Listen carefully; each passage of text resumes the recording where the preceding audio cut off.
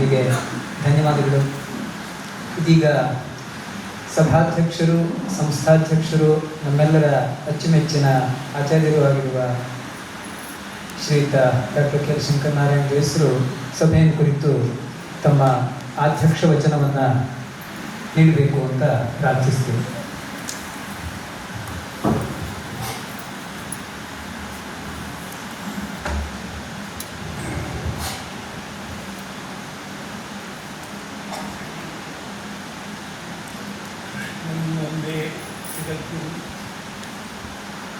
ಈ ಸಂಸ್ಥೆಯ ಅಕ್ಕಪಕ್ಕಗಳಲ್ಲಿ ದಿವ್ಯ ಸನ್ನಿಧಿಯನ್ನು ಕೊಟ್ಟಂತಹ ದೇವದೇವರಿಗೆ ವಂದಿಸಿ ಕರ್ತವ್ಯವಾಗಿ ಎರಡು ವಿಷಯಗಳನ್ನ ಕುರಿತು ನಾನು ಮಾತನಾಡ್ತಾ ಇದ್ದೀನಿ. ಒಂದು, ಸೂರ್ಯ ನಮಸ್ಕಾರ ಅನ್ನೋ ಪುಸ್ತಕ ಚಿಕ್ಕ ಹೊತ್ತಿಗೆ ಮಕ್ಕಳಿಗಾಗಿ ಅಂತ ಬಸರಿಕಟ್ಟೆಯ GC ಗೋಪಾಲಮ್ಮ ನಮ್ಮ ಸ್ನೇಹಿತರು ವಿಜ್ಞಾಪನೆ ಮಾಡಿಕೊಂಡ್ರು.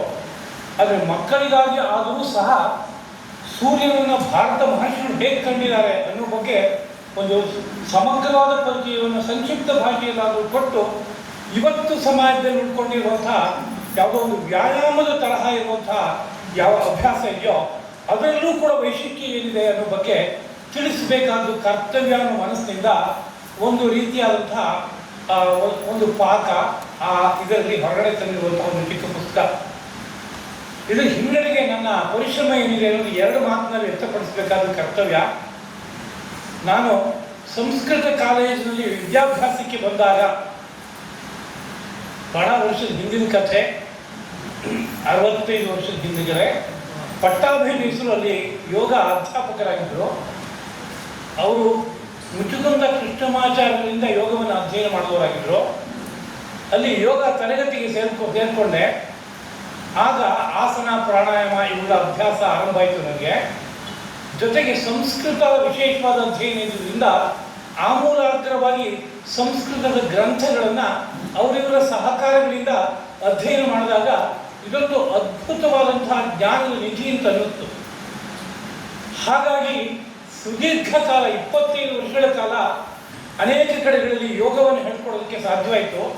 ಅದರಲ್ಲಿ ಒಂದು ವೈಶಿಷ್ಟ್ಯವೇನೆಂದರೆ, ನಾವು ಯಾರು ಅಧ್ಯಾತ್ಮ ಗುರು ಎಂಬುದಾಗಿ ಭಾವಿಸಿಕೊಂಡು ಅಷ್ಟಾಂಗ ಯೋಗ ವಿಜ್ಞಾನ ಮಂದಿರದ ಶ್ರೀರಂಗ ಮಹಾಗುರು ಮತ್ತು ಅವರ ಪತ್ನಿ ವಿಜಯಲಕ್ಷ್ಮಿ ಶ್ರೀಮಾತೆಯವರು ಅವರು ಯಾವುದೋ ನೇರದವರಿಗೆ ಪರಿಚಯ ಆಗಿ ವಿಶೇಷವಾದ ಆಸನದ ಪ್ರಾಣಾಯಾಮದ ಅಭ್ಯಾಸ ಇದ್ದ ವ್ಯಕ್ತಿ ಒಬ್ಬ ಅಂತ ಗೊತ್ತಾಗಿ ಅವರು ಅದೇ ಸಂಸ್ಥೆಗೆ ಸಂಬಂಧಪಟ್ಟಂತಹ ಆರ್ಯ ಸಂಸ್ಕೃತಿ ವಿದ್ಯಾಶಾಲೆಯಲ್ಲಿ ಯೋಗ ವಿದ್ಯೆಯನ್ನು ಅಧ್ಯಾಪನ ಮಾಡಿಸೋದಕ್ಕೆ ಅವಕಾಶವನ್ನು ಅನುಮತಿ ಮಾಡಿಕೊಟ್ರು.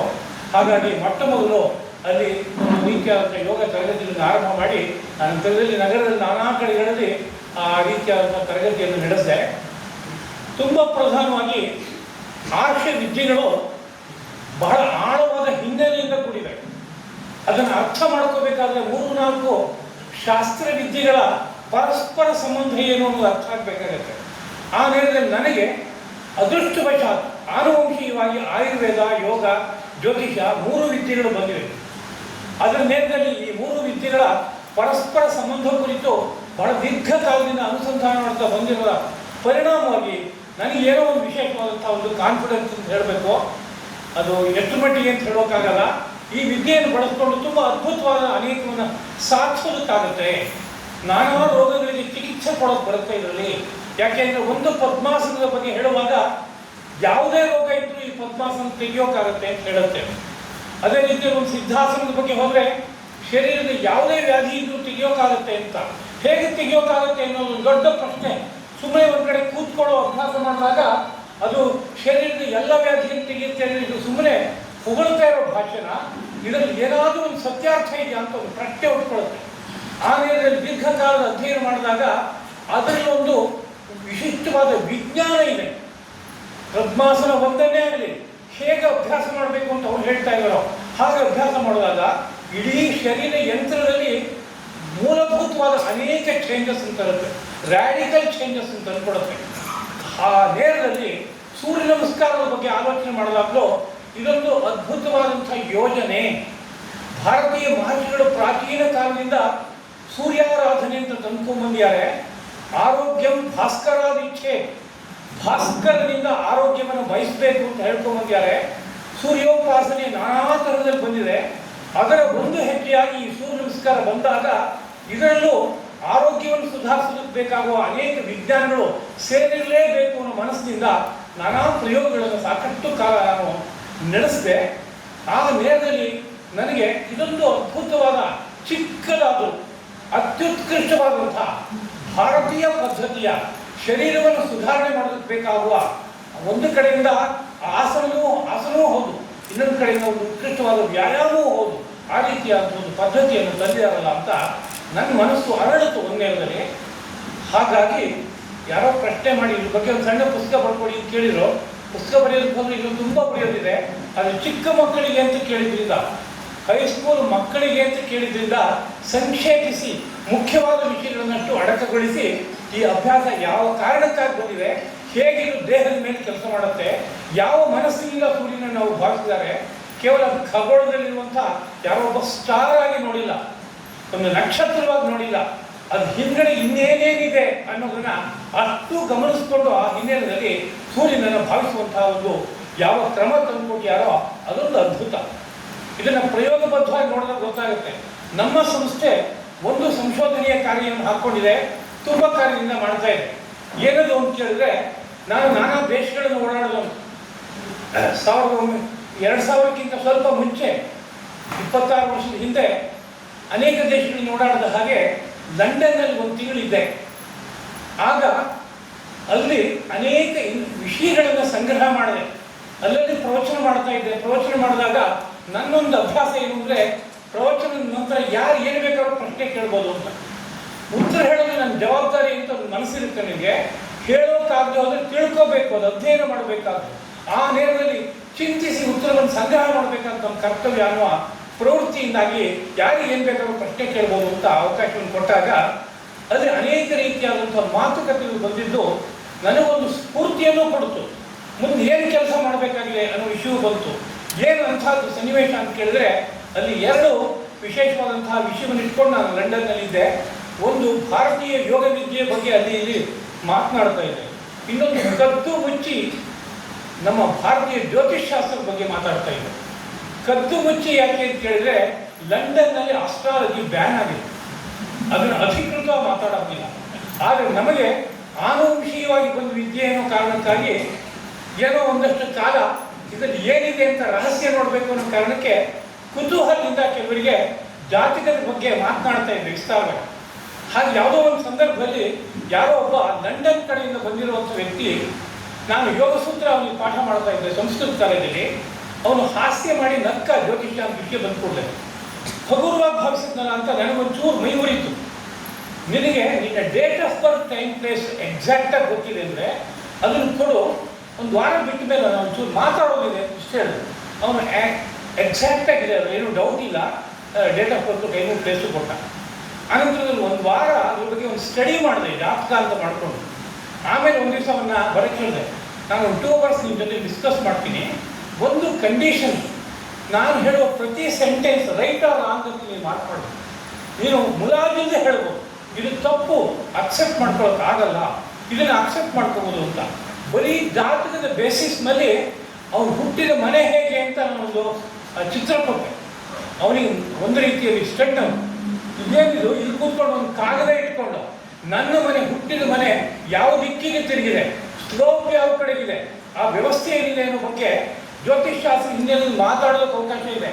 ಹಾಗೆ ಅನೇಕ ವಿಷಯಗಳನ್ನು ಮಾತಾಡಿದಾಗ ಅವನಿಗೆ ಇದೊಂದು ಅದ್ಭುತ ಅಂತ ಅನ್ಸೋಯ್ತು. ಅವನು ಆಮೇಲೆ ಗುರುತು ಹಾಕಿದ್ರ ಬಗ್ಗೆ ತನ್ನ ತೀರ್ಮಾನ ಕೊಟ್ಟ. ಸುಮಾರು 90 ಭಾಗ ಅಕ್ಯುರೇಟ್ ಆಗಿದೆ, ಇನ್ನು 10 ಭಾಗ ನಾನು ಹೇಳೋಕ್ಕಾಗಲ್ಲ ಅವನ ಬಗ್ಗೆ ಅಂತ. ಆ ಆಸಾಮಿ ನನಗೊಂದು ಕಂಪ್ಯೂಟರ್, ಅದು ಮೈಸೂರಿನಲ್ಲಿ ನಮ್ಗೆ 2ನೇ ಕಂಪ್ಯೂಟರ್ ತಂದುಕೊಟ್ಟು, ನಿಮ್ಮ ಬ್ರೈನ್ ಅಷ್ಟು ಅದ್ಭುತವಾಗಿದೆ, ನೀವೊಂದು ಕಾಗದ ಇಟ್ಕೊಂಡು ಇಷ್ಟೆಲ್ಲ ವಿಷಯವನ್ನು ಮಾತಾಡ್ತಿರಲ್ಲ, ಈಗ ಎಂಥ ಅದ್ಭುತವಾಗಿದೆಯಾ ಅಂತ ಮೆಚ್ಚಿ ಸಾಕಷ್ಟು ಪ್ರಸಾರ ಮಾಡಿಬಿಟ್ಟ. ಆಮೇಲೆ ನನಗೆ ವಿದೇಶಕ್ಕೆ ಹೋಗಿ ಕೂರಕ್ಕೆ ಜಾಗ ಇಲ್ಲ, ಪುಸ್ತಕ್ಕಿಲ್ಲ, ಜನ ಬರೋಕ್ಷೆ ಮಾಡಿದೆ, ನಾನು ಈ ವಿದ್ಯೆಯನ್ನು ಬಳಸಲ್ಲ ಅಂತ ಕ್ಲೋಸ್ ಮಾಡಿದೆ. ಕಾರಣ ನನ್ನ ಪ್ರಧಾನವಾದ ಉದ್ದೇಶ ಇದ್ರ ಬಗ್ಗೆ ಸಂಶೋಧನೆ ಮಾಡಬೇಕು.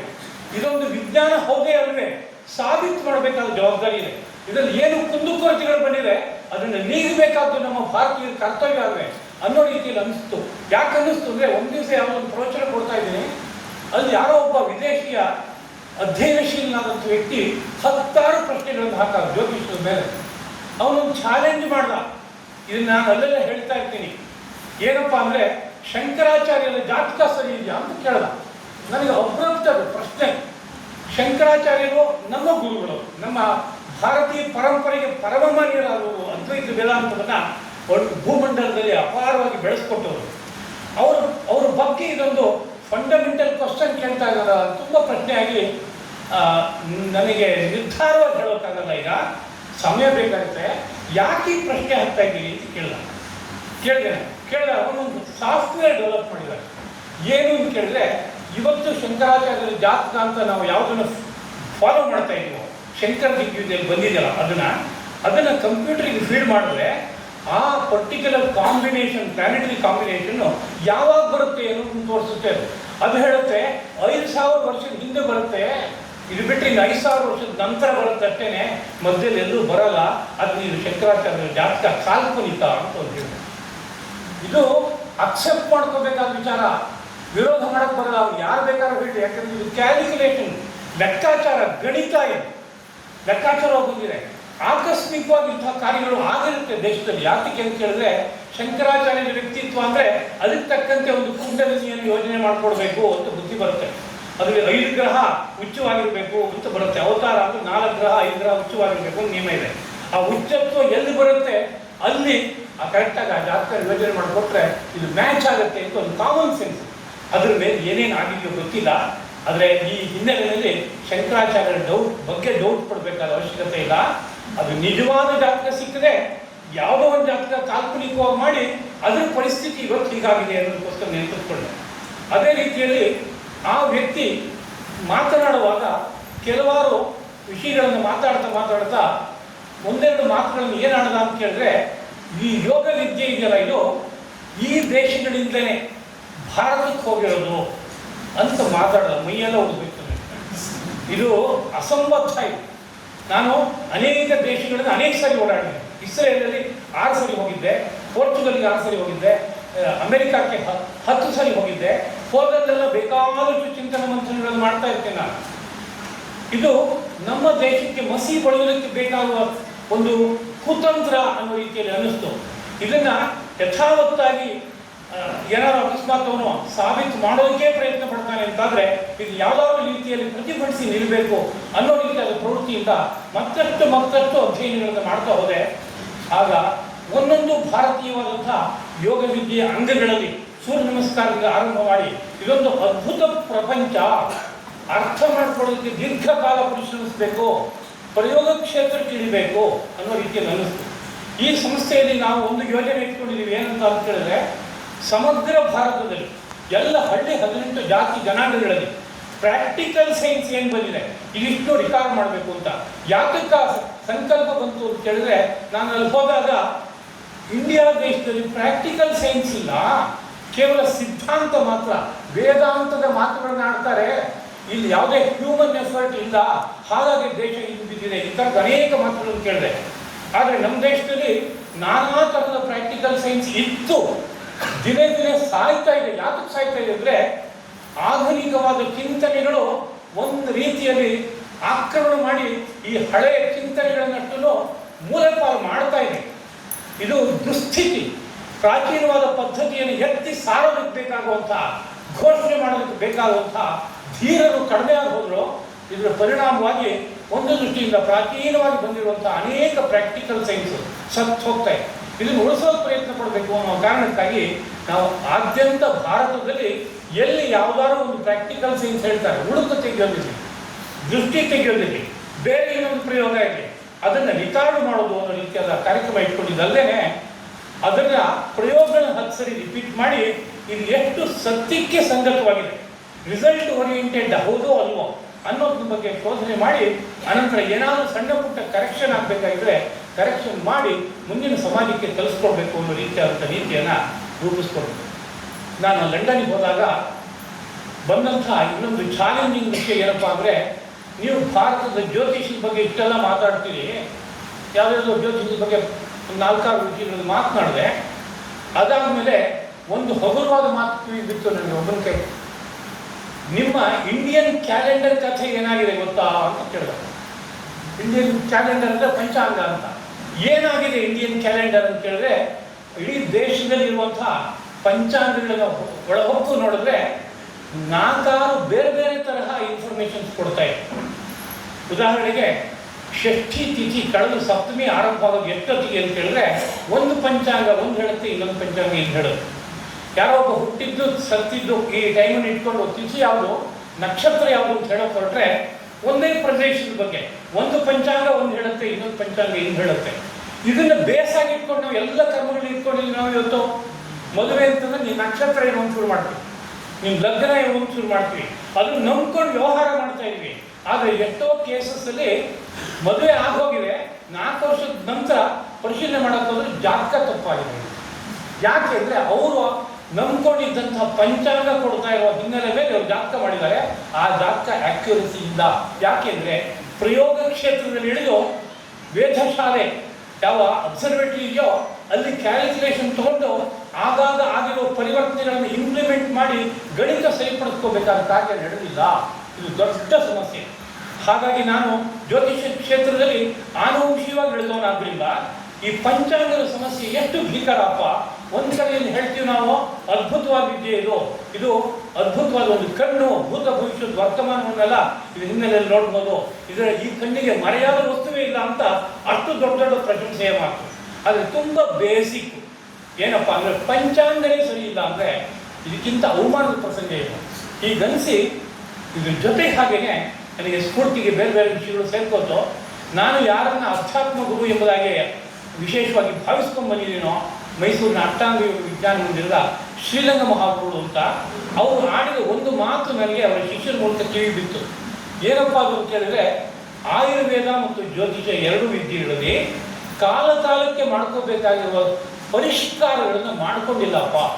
ಆದ್ದರಿಂದ ಇದರಿಂದ ಬರ್ತಾ ಇರುವ ರಿಸಲ್ಟ್, ಇದು ನನ್ನ ಭಾಷೆಯಲ್ಲೂ ಅವರು ಇಂಗ್ಲೀಷ್ ಪದಗಳನ್ನು ಹೆಚ್ಚು ಬಳಸ್ತಾ ಇರಲಿಲ್ಲ, ಇದರಿಂದ ಬರೀತಾ ಇರುವ ಫಲಿತಾಂಶದಲ್ಲಿ ಏರುಪೇರಾಗ್ತಾ ಇದೆಯಪ್ಪ, ಅದನ್ನು ಇವುಗಳನ್ನು ಸರಿಪಡಿಸ್ಕೋಬೇಕಾದ ಜವಾಬ್ದಾರಿ ಇದೆ ಅಂತ ಹೇಳಿದ ಮಾತೊಂದು ಒಳಗಡೆ ಕೂತಿತ್ತು. ಈ ಹಿನ್ನೆಲೆಯಲ್ಲಿ ನಾನು ಒಂದು ಕಡೆ ಜ್ಯೋತಿಷಕ್ಕೆ ಸಂಬಂಧಪಟ್ಟಂತೆ ಏನಾದರೂ ಕೆಲಸ ಮಾಡಬೇಕು ಅಂತ ಅನ್ನಿಸ್ತು.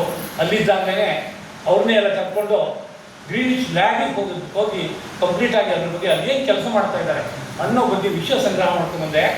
ಮತ್ತು ಅದೇ ಸಮಯಕ್ಕೆ ಸ್ವಲ್ಪ ಹಿಂದೆ 10 ವರ್ಷದ ಹಿಂದೆ ನಾವೆಲ್ಲ ಮಕ್ಕಳನ್ನು ಮೈಸೂರಿಂದ ಕರ್ಕೊಂಡು ಜೈಪುರಕ್ಕೆ ಹೋಗಿದ್ದೆ. ಒಂದ್ಸರಿ ನಾನೊಬ್ಬ ಗೈಡಾಗಿ 8 ಜನ ಮಕ್ಕಳನ್ನು ಕರ್ಕೊಂಡು ಆಲ್ ಇಂಡಿಯಾ ಲೆವೆಲ್ ಡಿಬೇಟಿಗೆ ಮಕ್ಕಳನ್ನು ಕರ್ಕೊಂಡು ಹೋಗಿದ್ದೆ. ಆಗ ಆ ಜೈಪುರದಲ್ಲಿ ಅಬ್ಸರ್ವೇಟರಿ ಅಂತೆ ಅದನ್ನು ನೋಡ್ಕೊಂಡಿದ್ದೆ.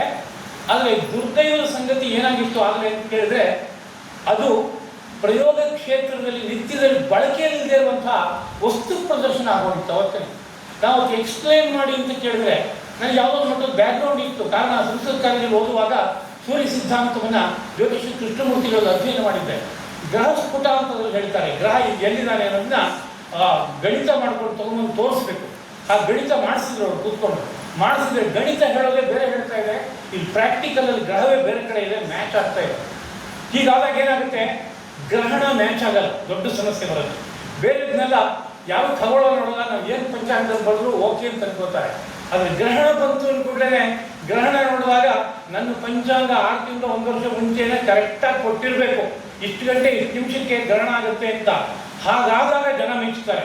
ಇದನ್ನು ಮಾತ್ರ ನಮ್ಮ ಪಂಚಾಂಗಕಾರರು ಎಫಿಮಿರೀಸಿಂದ ತಗೊಂಡು ಬಂದು ಸೇರಿಸ್ತಾ ಇದ್ದಾರೆ, ಲಂಡನ್ನಿಂದ ಕೊಡ್ತಾ ಇದ್ದಾರೆ, ಗ್ರೀನಿಚ್ಚಿಂದ. ಇದು ಅವಮಾನಕರವಾದ ಪ್ರಸಂಗ ಅಲ್ಲವೇ? ಭಾರತ ದೇಶದ ಅದ್ಭುತವಾದ ವಿದ್ಯೆ ಅದು ಹೇಗೆ ಮೆರೆದಿತ್ತು ಒಂದು ಕಾಲದಲ್ಲಿ. ಹಾಗಿರುವಾಗ ನಾವು ಇಷ್ಟು ಕೋಟಿ ಜನ ಇಲ್ಲಿರುವಾಗ ಈ ವಿದ್ಯೆಯನ್ನು ಸಮಗ್ರವಾದ ಅಧ್ಯಯನ ಮಾಡಿ ಸರಿಪಡಿಸ್ಕೋಬೇಕಾದ ಜವಾಬ್ದಾರಿ ನಮಗೆ ಅಲ್ವೇ ಅನ್ನೋ ರೀತಿಯಲ್ಲಿ ಅನಿಸಿ ನಾನು ಈ ಹೆಜ್ಜೆಗೆ ಮುಂದೆ ಹಾಕಿದೆ. ಇದರಲ್ಲಿ ನನಗೆ ಅನೇಕ ರೀತಿಯ ದೈವದ ಸಹಕಾರವೂ ಕೂಡಿ ಬಂದಿದೆ. ಅನೇಕ ರೀತಿಯಲ್ಲಿ ಒಂದೇ ಹೇಳಲ್ಲ. ಅವರು ಶ್ರೀಯುತ ನಮ್ಮ ಶಿವಶಂಕರ ಶಾಸ್ತ್ರಿಗಳು ಜ್ಞಾಪಿಸ್ಕೊಂಡ್ರು. ಕೊಳ್ಳೇಗಾಲದ ವೆಂಕಟ ಸುಬ್ಬಾಜ್ ವಯಸ್ಸರು ಅವರು ನಮಗೆ ಸ್ವಲ್ಪ ಆತ್ಮೀಯವಾದ ಪರಿಚಿತರಾದಂಥ ವ್ಯಕ್ತಿಗಳು. ಅವರು ಆಗಿನ ಕಾಲದ ಪ್ರಸಿದ್ಧವಾದ ಜ್ಯೋತಿಷ್ಕರು, ಪ್ರಧಾನವಾಗಿ ಖಗೋಳ ಮತ್ತು ಗಣಿತದ ಬಗ್ಗೆ ಎಕ್ಸ್ಪರ್ಟ್, ಪ್ರಾಚೀನ ಪದ್ಧತಿನಲ್ಲಿ. ಅವರು ಒಂದು ಮಾತು ಹೇಳ್ತಾ ಇದ್ರು, ಏನು ಅಂದರೆ ಈಗಿರುವ ಸೂರ್ಯ ಸಿದ್ಧಾಂತ ಅನ್ನೋ ಪ್ರಾಚೀನ ಗ್ರಂಥ ಏನಿದೆ ಅದರಲ್ಲಿ ಕೆಲವು ಸೀಕ್ರೆಟ್ ಇದೆ. ಆ ಸೀಕ್ರೆಟನ್ನು ನಾನು ತೋರಿಸ್ಕೊಡ್ತೀನಿ. ನೀವು ಅದನ್ನು ಆಧರಿಸಿಕೊಂಡು ಗಣಿತ ಮಾಡ್ತಾ ಹೋಗಿ ಆ್ಯಕ್ಯುರೇಟ್ ಆಗಿ ಇವತ್ತು ಗ್ರಹ ಯಾವ ಸ್ಥಿತಿಲಿದೆಯೋ ಅದನ್ನೇ ಗಣಿತದಲ್ಲಿ ತೋರಿಸುತ್ತೆ ಪೂರ್ತಿಯಾಗಿ ಅಂತ ಹೇಳ್ತಿದ್ವಿ. ಆದರೆ ಅವ್ರಿಗೆ ಏನೋ ಹೋಯಿತು ಅಂತ ಕೇಳಿದ್ರೆ, ಅವರು ಸಂಸ್ಕೃತ ಕಾಲೇಜಿಗೆ ಬಂದು 4 ಜನ ಗಣಿತವನ್ನು ಚೆನ್ನಾಗಿ ಬಲ್ಲಿರುವಂಥ ವಿದ್ಯಾರ್ಥಿಗಳನ್ನು ಕಳಿಸ್ಕೊಡಿ, ನಾನು ಆ ಗ್ರಂಥನ ಅರ್ಥೈಸಿಕೊಟ್ಟು ಹೇಗೆ ಗ್ರಂಥ ಪಕ್ಕ ಮಾಹಿತಿಯನ್ನು ಕೊಡ್ತಾ ಇದ್ದೀನಿ ತೋರಿಸ್ಕೊಡ್ತೀನಿ ಅಂತ ಕೇಳಿದ್ರು. ಅಲ್ಲಿ ಸಂಸ್ಕೃತ ಕಾಲೇಜಿಂದ ವಿದ್ಯಾರ್ಥಿಗಳನ್ನ ಗಣಿತ ಬಲ್ಲವ್ರನ್ನ ಕಳಿಸ್ಕೊಡೋಕೆ ಅವ್ರು ಆಗಲಿಲ್ಲ. ಅವರು ಬಿಟ್ಟೋಯ್ತು ವಿಷಯ. ಆದರೆ ಈ ವಿಷಯದಲ್ಲಿ ಯಥಾಶಕ್ತಿ ಕೆಲಸ ಮಾಡಬೇಕು ಅನ್ನೋ ಮನಸ್ಸಿನಿಂದ ಈ ಅಬ್ಸರ್ವೇಟರಿ ಅಥವಾ ಜಂತರ್ ಮಂತರ್ನ ಕಾರ್ಯವನ್ನು ಕೈಗೆತ್ತಿಕೊಂಡಿದ್ದೀವಿ. ಜೊತೆಗೆ ಹಾಗೆ ಬಹಳ ದೀರ್ಘಕಾಲ ಯೋಗವನ್ನು ಅಧ್ಯಯನ ಮಾಡಿದ ಕಾರಣದಿಂದಾಗಿ ನಮ್ಮ ಭಾರತೀಯರ ಚಿಂತನೆ ಒಂದು ಬೇರೆ ಇದೆ. ಇದು ಹೊರಗಡೆ ಸಮಾಜಕ್ಕೆ ಇವತ್ತು ಗೊತ್ತಿಲ್ಲ, ಹಾಗಾಗ್ಬಿಟ್ಟಿದೆ. ನಮ್ಮ ಭಾರತೀಯ ಚಿಂತನೆ ಏನು ಹೇಳ್ತಾ ಇದೆ ಅಂದರೆ, ನಮ್ಮ ಮೈ ಒಳಗಡೆ ಬೇಸಿಕ್ ಆಗಿ 6 ಗ್ರಹ ಇರೋದು ಅಂತ ಹೇಳ್ತಾ ಇದೆ, 9 ಗ್ರಹ ಇದೆ ಅಂತ ಹೇಳ್ತಾ ಇದೆ. ಎದುರುಗಡೆ ಇರುವಂತಹ ಗ್ರಹಗಳು ಇಲ್ಲಿ ಏನೋ ಗ್ರಹಗಳು ಹೇಳ್ತಾ ಇದೆಯೋ ಅದನ್ನು ರಿಮೈಂಡ್ ಮಾಡ್ತಾ ಇದೆ ಅಂತ ಇಷ್ಟೇ ನಮ್ಮ ಶಾಸ್ತ್ರಗಳು ಹೇಳ್ತಾ ಇದೆ. ಗ್ರಹಾನುಶಕ್ತಿ ಏನದು ಅಂದರೆ, ಮೂಲಾಧಾರದಲ್ಲಿ ಸೂರ್ಯ, ಸ್ವಾಧಿಷ್ಠಾನದಲ್ಲಿ ಚಂದ್ರ, ಹೀಗೆ 9 ಕೇಂದ್ರಗಳಲ್ಲಿ 9 ಗ್ರಹ ಶಕ್ತಿಗಳು ನೆಲೆಸಿವೆ. ಅವುಗಳು ನಿನ್ನ ಪ್ರಾಚೀನ ಕರ್ಮಗಳಲ್ಲಿ ಬೇಕಾದಷ್ಟು ಕರ್ಮಗಳಿದೆ. ಅದರಲ್ಲಿ ಯಾವುದ್ಯಾವುದನ್ನ ಇವತ್ತು ಬಿಟ್ಕೊಟ್ಟು ಅದರ ಫಲ ಬರಬೇಕು ಅನ್ನೋದನ್ನ ನಿಯಂತ್ರಣ ಮಾಡ್ತಾ ಇದೆ, ಹಿಡಿದಿಟ್ಕೊಂಡಿವೆ ಕರ್ಮಗಳನ್ನ. ಯಾವುದೋ ಈ ಜನ್ಮದಲ್ಲಿ ಯಾವ್ಯಾವ ಕರ್ಮಗಳು ಫಲ ಕೊಡಬೇಕು ಅವ್ರು ಮಾತ್ರ ಬಿಟ್ಕೊಡ್ತಾ ಇದೆ.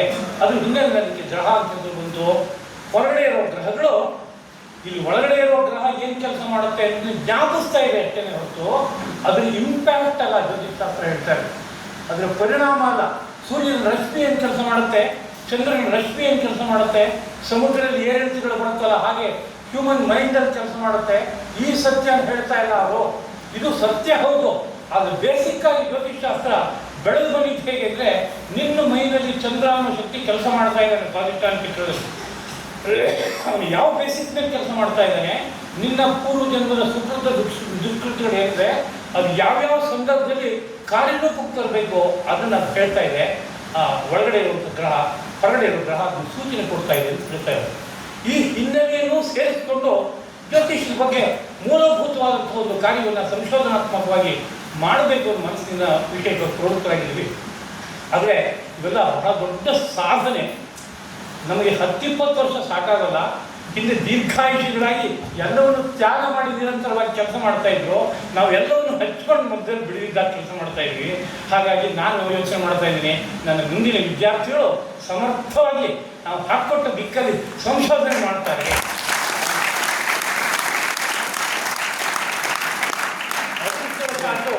ಒಂದು 4 ಜನ ಇಲ್ಲಿ ಜ್ಯೋತಿಷಿ ವಿದ್ವತ್ತು ಮಾಡಿದವರು, ಜ್ಯೋತಿಷದಲ್ಲಿ ಒಂದು ಮಟ್ಟದಲ್ಲಿ ಗತಿ ಇರುವವರು, ಗಣಿತ, ಖಗೋಳ ಹಾಗೂ ಫಲಿತ ಈ 3 ಕ್ಷೇತ್ರದ ಬಗ್ಗೆ ಪರಿಚಯ ಇದ್ದವರು ಇಲ್ಲಿ ಬಂದು ಸೇರ್ಕೊಂಡಿದ್ದಾರೆ, ನಿರಂತರ ಕೆಲಸ ಮಾಡ್ತಾ ಇದ್ದಾರೆ.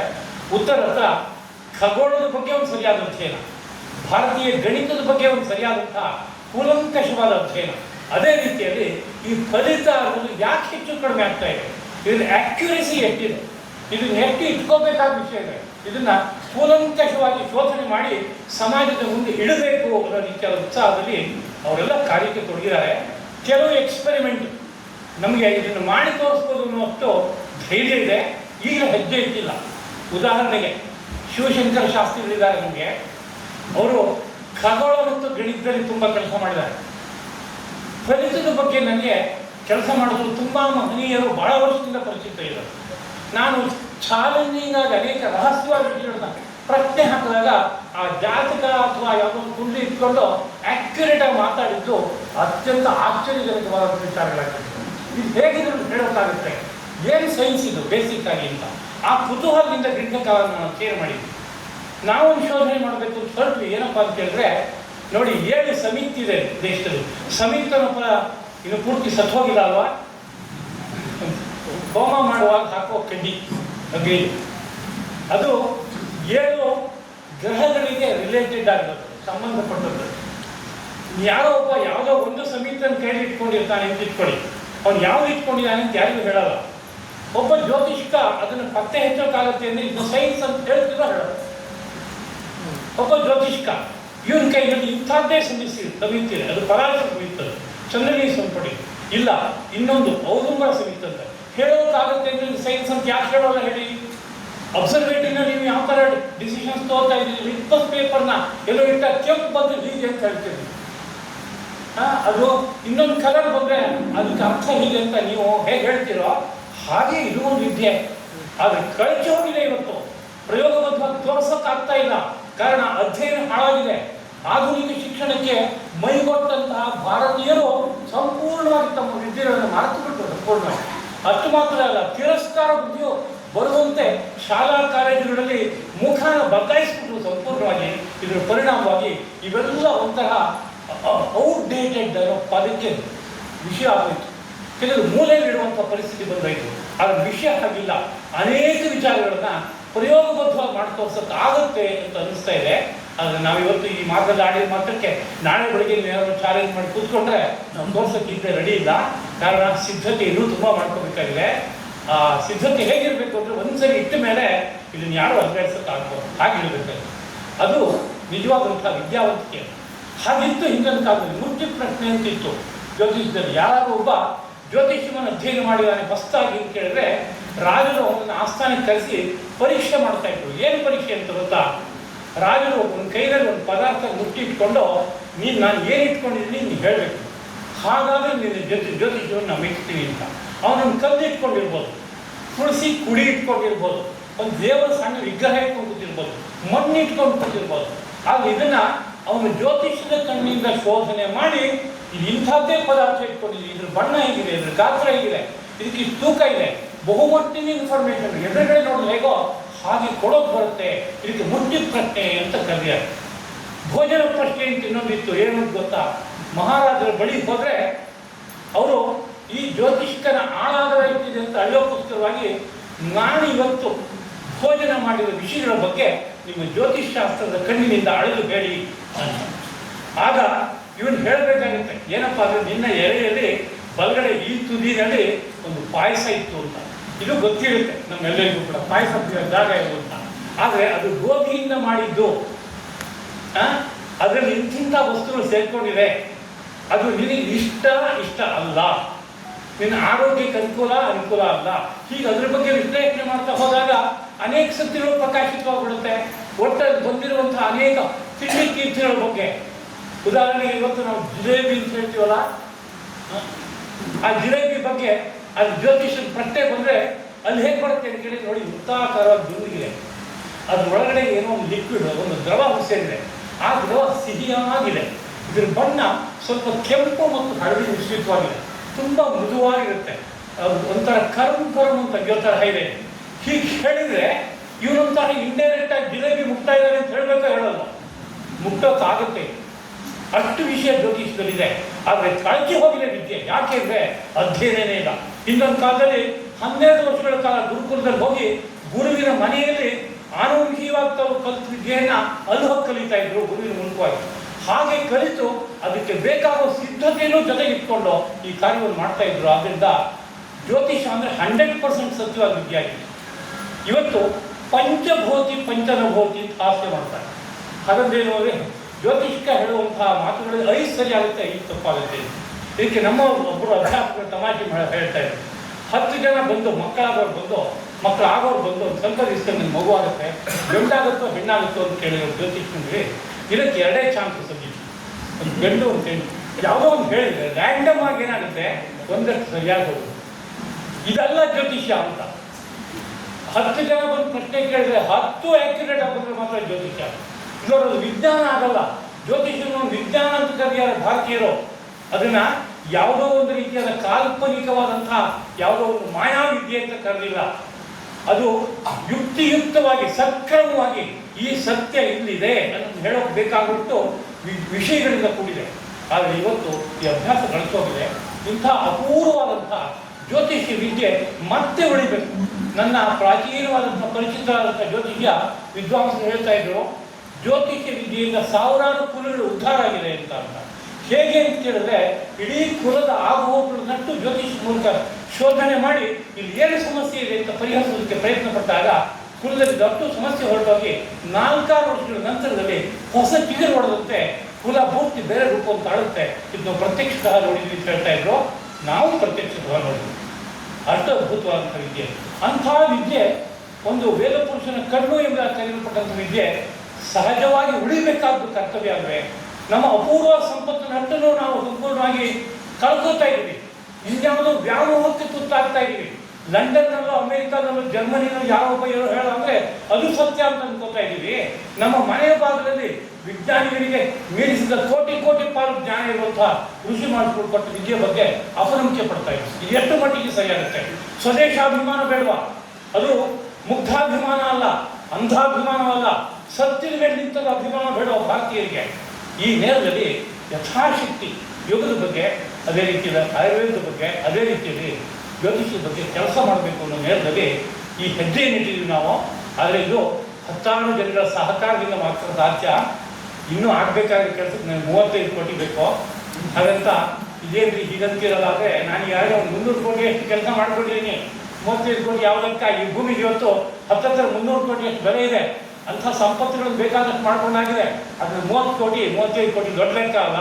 ಆದರೆ ನಮ್ಗೊಂದು ನೀತಿ ಇಟ್ಕೊಂಡಿದ್ದೀವಿ. ಏನು ಅಂದರೆ ನಮ್ಮನ್ನೇ ಭಿಕ್ಷಾಪಾತ್ರ ಇಟ್ಕೊಂಡ್ಬಂದು ಕೇಳಿ ಅಂತ ಮಾಡಬೇಡಿಯಪ್ಪ, ನೀವು ಉದಾರವಾದ ದಾನಿಗಳಾಗಿ ಅಂತ ನಾವು ಹೇಳ್ತೀವಿ ಇದಕ್ಕೂ ಕೂಡ. ಆದ್ದರಿಂದ ಯಥಾಶಕ್ತಿ ಸಹಕಾರ ಕೊಟ್ಟು ಆ ಕಾರ್ಯ ಸಮೃದ್ಧವಾಗಿ ವ್ಯವಸ್ಥಿತವಾಗಿ ನಡೆಯುವಂತೆ ಮಾಡಿಕೊಡಬೇಕು ಅಂತ ಎಲ್ಲ ಸಾರ್ವಜನಿಕರಿಗೆ ವಿನಂತಿ ಮಾಡ್ಕೊತೀನಿ. ಮತ್ತು ಈ ಸಂದರ್ಭದಲ್ಲಿ ಮಕ್ಕಳು ತೋರಿಸಿದ ಪ್ರತಿಭೆ ನನಗೂ ಪ್ರತಿಭೆ ಮೆಚ್ಚಿಯಾಗಿದೆ. ನಾನು ಒಂದು ವಿವರಣೆ ಕೇಳಿದ್ವಿ, ಕೂತ್ಕೊಂಡು ಹೆದರ್ತಾರೆ ಮಕ್ಕಳು ಮನೆಗಳಿಗೆ. ಕಾರಣ ಮೇಸ್ಟ್ರು ಅಂತ ಹೆದರ್ತಾರೆ, ದೊಡ್ಡ ಮೇಸ್ಟ್ರು. ನಾವು ಗಾತ್ರದಲ್ಲೂ ಸ್ವಲ್ಪ ಎತ್ತರ ದೊಡ್ಡವರು ಆಗಿರೋದ್ರಿಂದ ಸ್ವಲ್ಪ ಹೆದರ್ತಾರೆ. ಹಾಗಾದ್ರೂ ಕದ್ದು ಮುಚ್ಚಿ ನಿಂತ್ಕೊಂಡು ಏನು ವಿವರಣೆ ಕೊಡ್ತಾರೆ ಅಂತ ಕೇಳಿದ್ರೆ, ಮಕ್ಕಳ ಬಾಯಿನಲ್ಲಿ ಈ ಸಣ್ಣ ವಯಸ್ಸಿನಲ್ಲಿ ಖಗೋಳದ ಬಗ್ಗೆ ಇಷ್ಟು ಸ್ಪಷ್ಟವಾದ ತೀರ್ಮಾನ, ನಿಖರವಾಗಿ ಯಾವ ಪ್ರಶ್ನೆ ಕೇಳಿದ ಉತ್ತರ ಹೇಳ್ತಾರೆ ಅಂದರೆ ಇದು ಸಾಲಿಡ್ ಆದ ತಿಳುವಳಿಕೆ. ಅಷ್ಟು ಕಾರ್ಯ ಮಾಡಿದ್ದು ನಮ್ಮ ಅಮೋಘ ಮತ್ತು ನಮ್ಮ ಸಂಜೋಗ ಮತ್ತು ಪುರುಷೋತ್ತಮ ಶಾಸ್ತ್ರಿ ಉತ್ತರದ ಈ ಟೀಮು ನಿರಂತರವಾಗಿ ನಿಂತು ಯಥಾಶಕ್ತಿ ಆ ಒಂದು ಕಾರ್ಯವನ್ನು ಮುಗಿಸಿ ಆ ವಿದ್ಯೆಯನ್ನು ಸಂಪೂರ್ಣವಾಗಿ ಸಂಪೂರ್ಣಿತವಾಗಿ ಇಡೀ ಭಾರತ ಭೂಮಿಯಲ್ಲಿ ಮೆರೆಯುವಂತೆ ಮಾಡಲಿ ಅಂತ ಅವರನ್ನು ಪ್ರಾರ್ಥನೆ ಮಾಡ್ಕೋತಾ ಈ ಸಂದರ್ಭದಲ್ಲಿ ಈ ಸಭೆಯಲ್ಲಿ ನಿಂತು ಮಾತನಾಡೋದಕ್ಕೆ ಪ್ರಾರ್ಥನೆ ಮಾಡಿಕೊಂಡ್ರು. ಇದು ನಮ್ಮದೇ ಸಂಸ್ಥೆ. ಹಾಗಿದ್ದರೂ ನಾನೇ ಸಭೆಯಲ್ಲಿ ಅಧ್ಯಕ್ಷನಾಗಬೇಕು ಅಂತ ಬಯಸೋದು ಸರಿಯಲ್ಲ, ಬೇರೆಯವರು ಇರಬೇಕು ಅಂತ ಬಯಸಬೇಕಾದ ಕರ್ತವ್ಯ. ಅದರಲ್ಲಿ ಅವ್ರು ಕರೆದಾಗ ನಾನು ಭಾಗವಹಿಸ್ತಾ ಇದ್ದೀನಿ. ಇದಕ್ಕೆ ಅವಕಾಶ ಕೊಟ್ಟಿದ್ದಕ್ಕಾಗಿ ಎಲ್ಲರಿಗೂ ಧನ್ಯವಾದ. ಇಷ್ಟು ಹೊತ್ತು ತಾವೆಲ್ಲ ಸಾವಧಾನಚಿತ್ತರಾಗಿ ಈ ವಿಷಯವನ್ನು ಆಲಿಸಿದ್ದಕ್ಕಾಗಿ ಎಲ್ಲರಿಗೂ ನನ್ನ ಅನಂತಾನಂತ ಕೃತಜ್ಞತೆಗಳನ್ನು ಹೇಳಿ ಈ 4 ಮಾತುಗಳನ್ನು ಮುಕ್ತಾಯ ಮಾಡ್ತೀನಿ.